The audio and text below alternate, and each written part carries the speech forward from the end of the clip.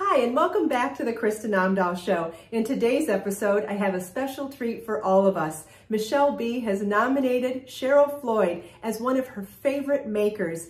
Cheryl is a Tunisian crochet designer and has a YouTube channel full of lots of really interesting and informative videos. Please allow me to introduce you to Cheryl Floyd. Hi, I'm Kristin Omdahl. It's so nice to finally meet you, Cheryl. Thank you. I'm honored to be included. You're welcome. So I don't know if you're aware, but you've been nominated by somebody that knows both of us. There's a woman named Michelle who watches videos on your YouTube channel, and she watches videos on mine, and she has nominated you as one of her favorite makers and asked me to interview you to find out some more information about you. Well, that's wonderful. I'm very honored. I don't know which Michelle it is. I know several. She said Michelle B. So I'm not sure who it is either, but I would like to say thank you to Michelle for introducing us together. Me too. So you like to crochet. I see that. I watched some of your videos, and I see that you really focus on Tunisian crochet. Can you tell me a little bit of the background of how you learned how to crochet and where you found your love of Tunisian crochet specifically?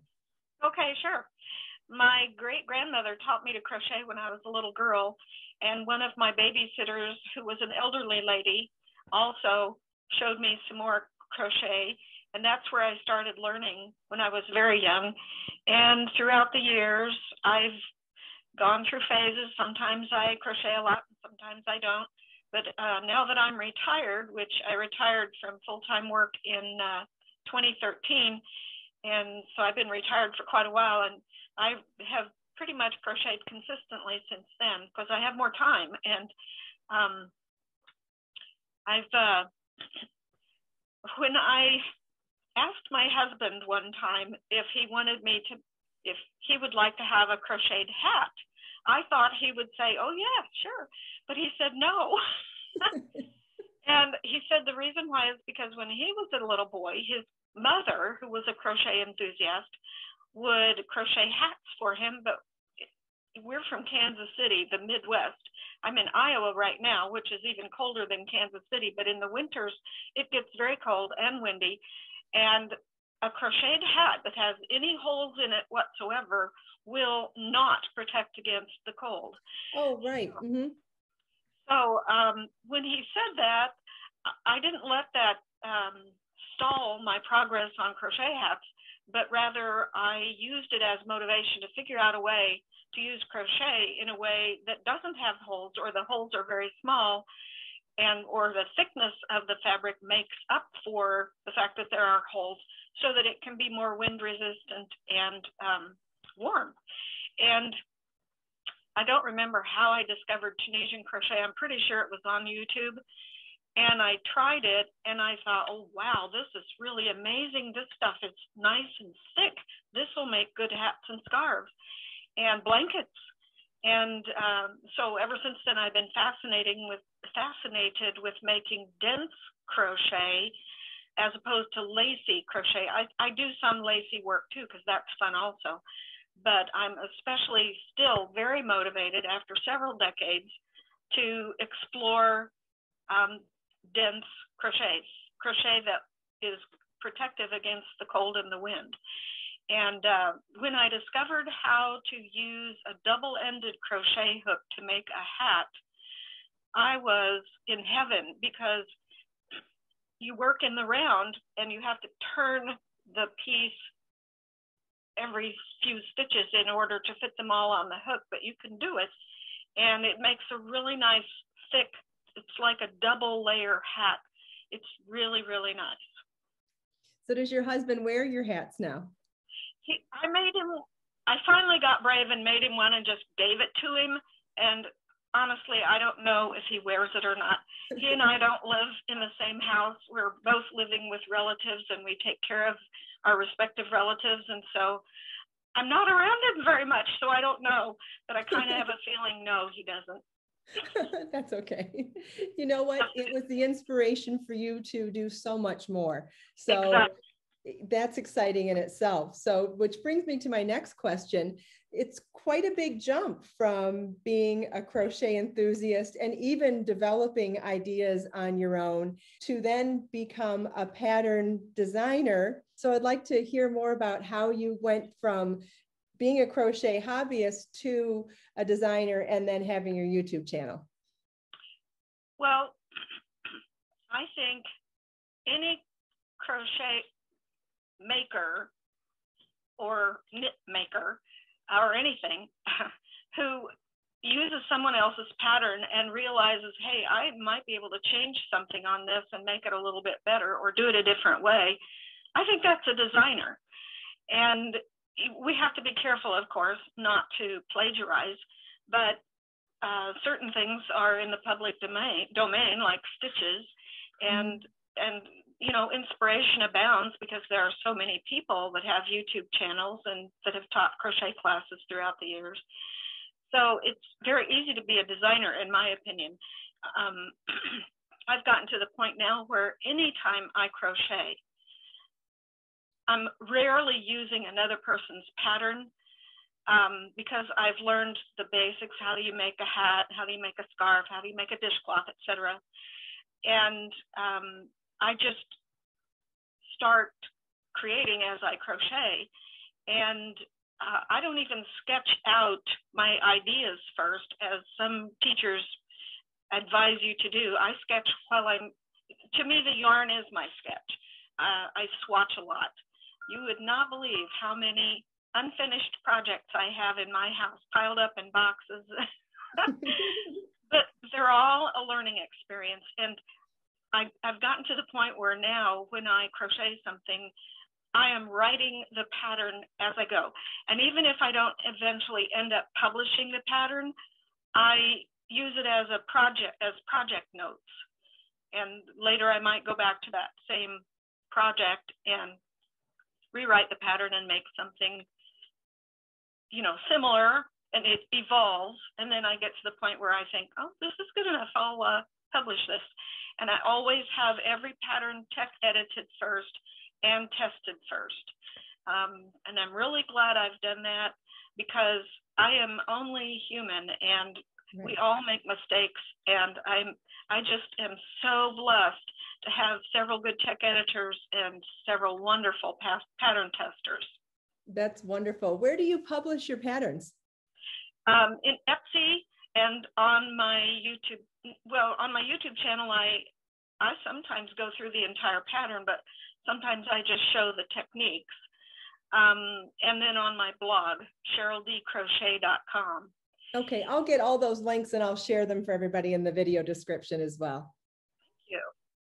Of course. When I was in my professional career, I was an executive assistant, which is a fancy way of saying a secretary. And I learned how to use all of the Microsoft Office products, and I still use them. And I use them in designing. I use Microsoft Word. I use PowerPoint for diagrams and photographs. And I use my smartphone camera to film myself for YouTube videos. And when I first started, this is my tripod. It's an empty jar with water. There's water in it. And I taped this triangular shaped piece of cardboard that I manipulated. And there are some little magnets in there. And I put a magnet on the back of my phone. I'll have to take it out of the case, but I can stick it on there and then hold it like this. And my hands are down here and the phone is looking down. And that's how I started.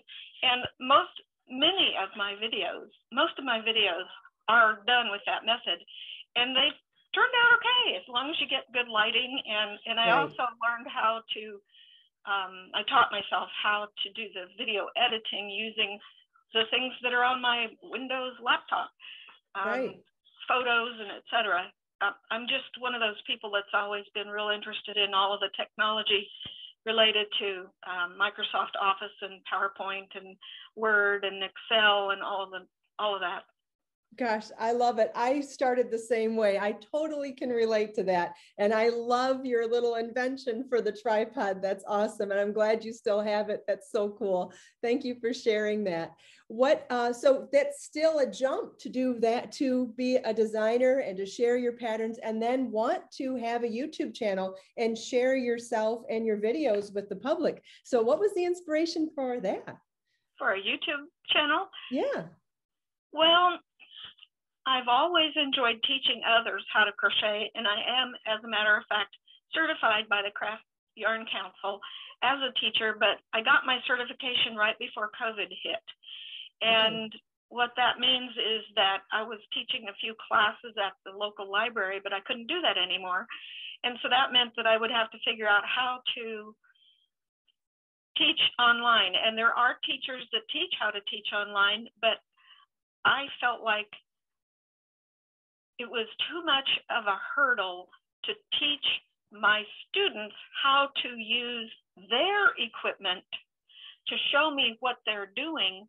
So rather, I just said, I just want to put the videos out there and let them use them how they will. So, and I actually started my YouTube channel years before I even published a pattern. I had crocheted something with someone else's pattern, and I wanted to share with my daughter-in-law, because she's the one I gave it to, and I wanted to share with her the process that I used to make it. So I decided, well, heck, I can make a YouTube video. There's got to be an easy way to do it. And it turns out it's easier than you think.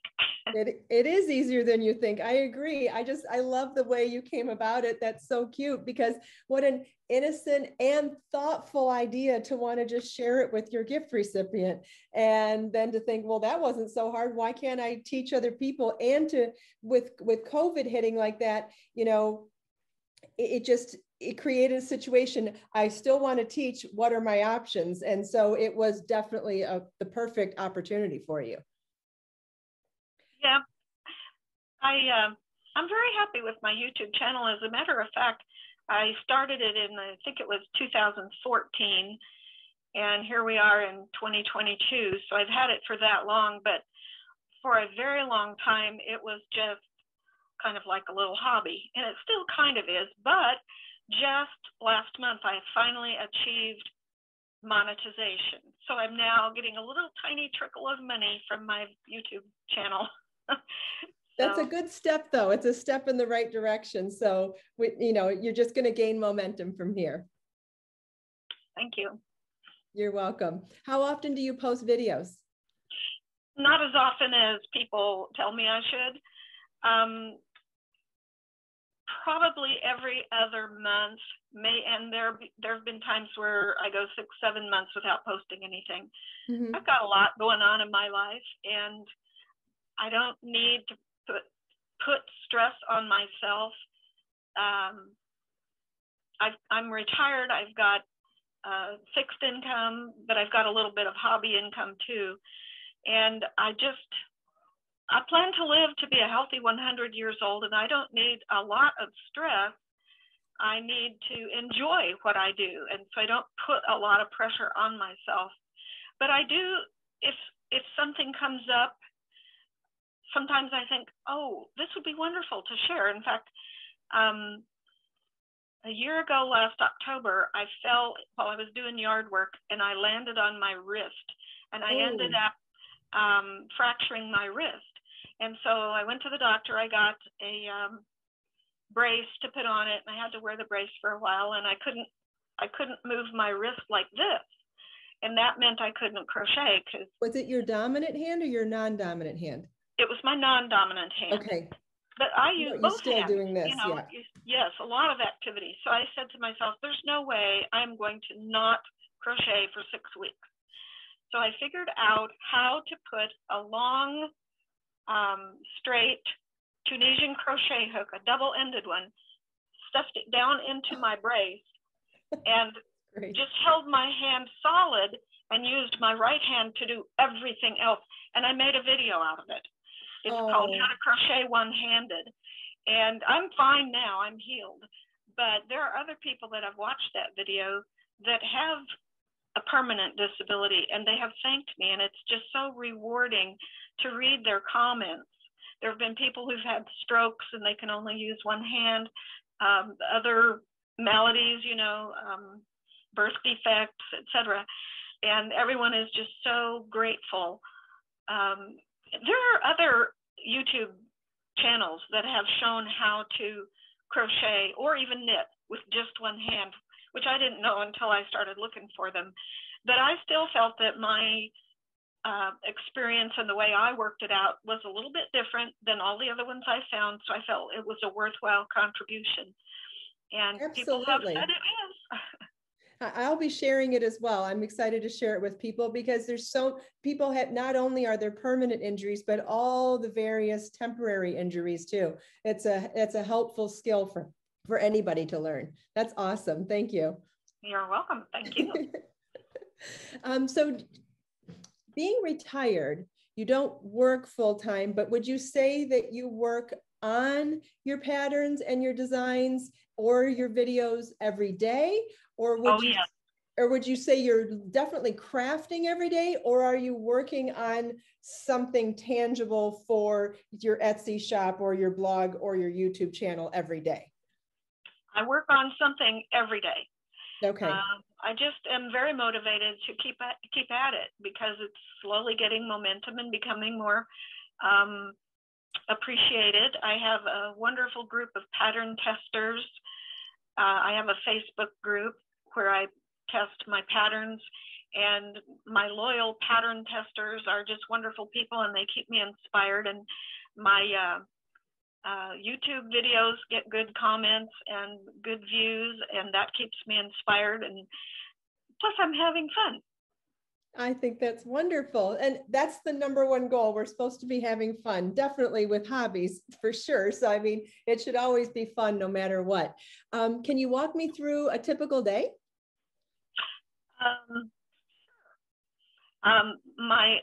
My son lives with me.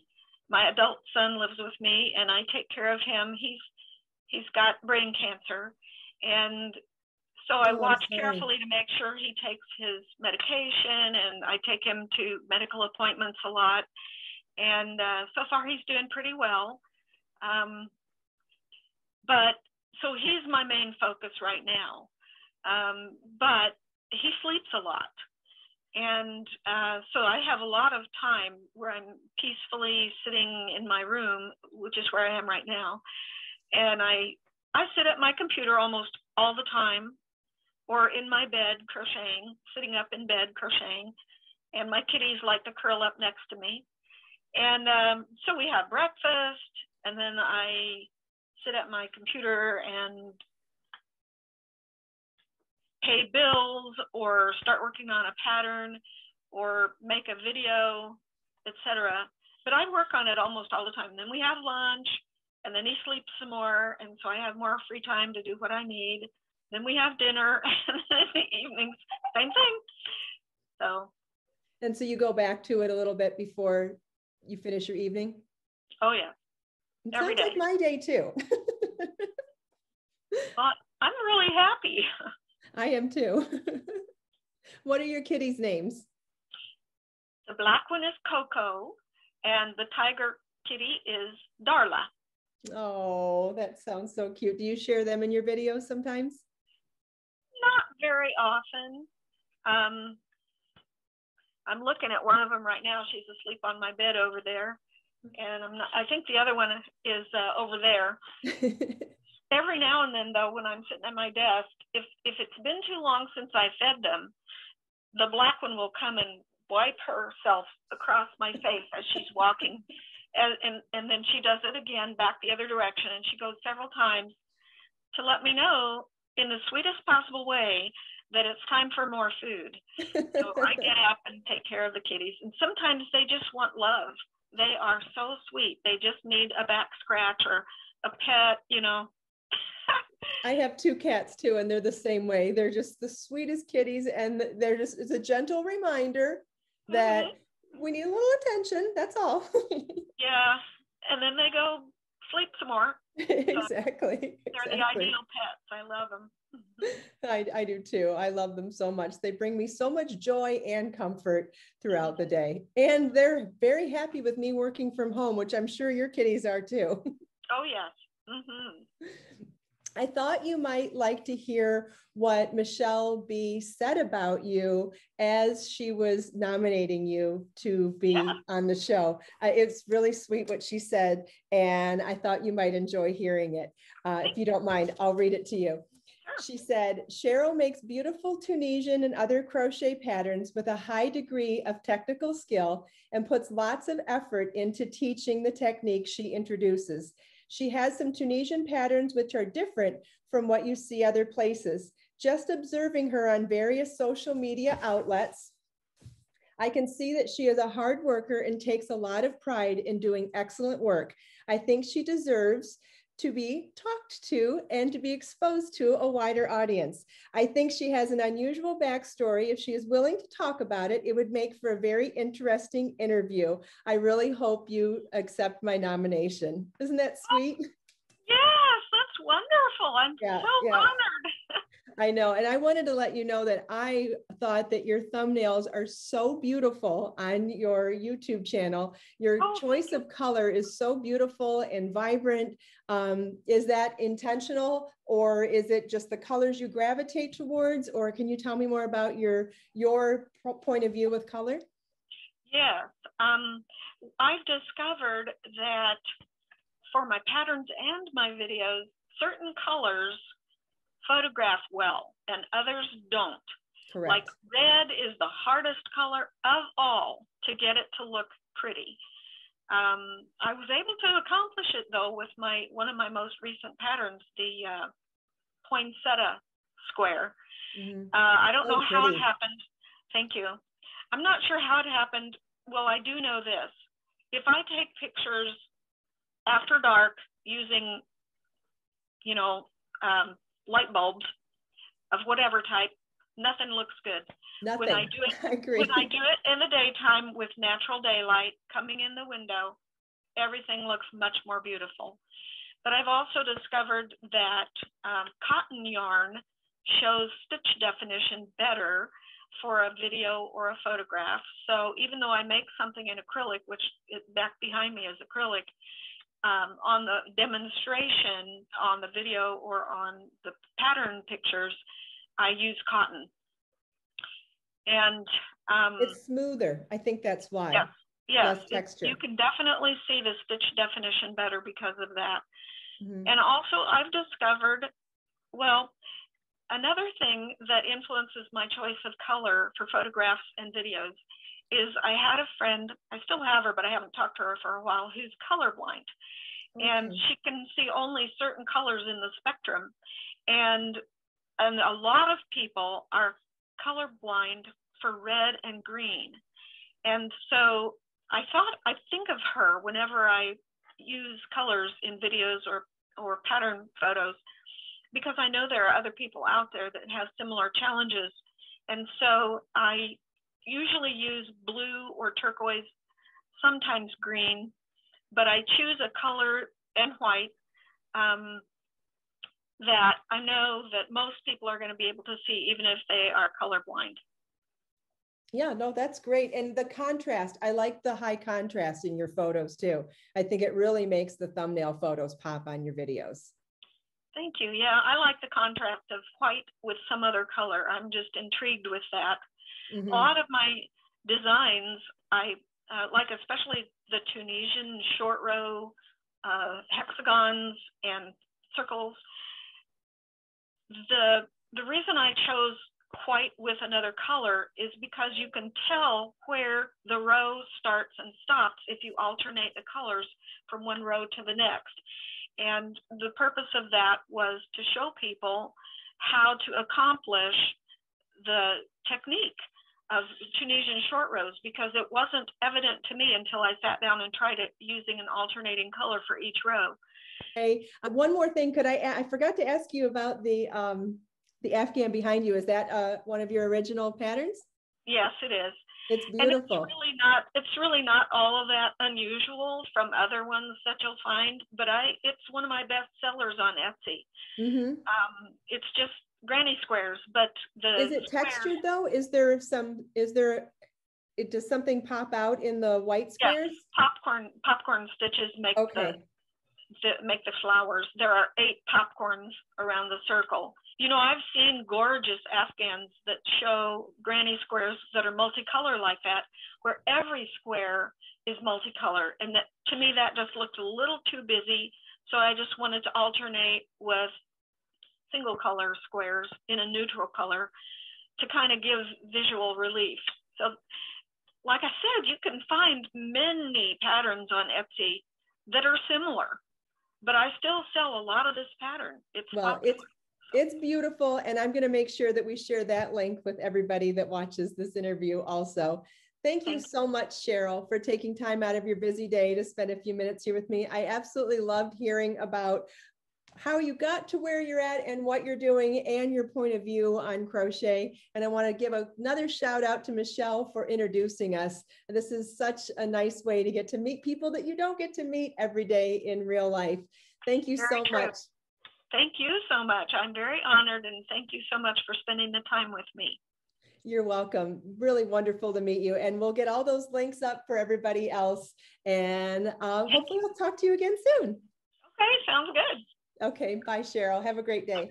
Thanks, you too. Bye-bye. I hope you enjoyed this video. I have links provided in the video description below for all the different ways to get to know Cheryl Floyd and the specific links for everything we talked about in this interview. Let us make time to create, share, and inspire today and every day. Have a wonderful day, everyone, and I'll see you in the next video.